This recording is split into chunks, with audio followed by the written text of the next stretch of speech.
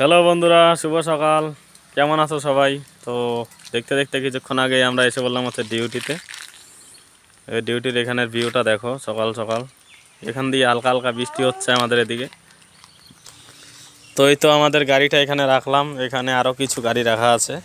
এই দেখো 1 2 3 4 5 6টা গাড়ি রাখা আছে। তো আস্তে আস্তে ভিতরের দিকটায় যাবো, এন্ট্রি করে ঢুকবো আস্তে আস্তে কাজের সাইডটায়। চলো, এই তো আজকের গেট আপ, মানে কাজের গেট আপ আর কি। ভিতরে গিয়ে চেঞ্জ তো করতে লাগবে। চলো ভিতর দিকটা এন্ট্রি করিয়ে নি।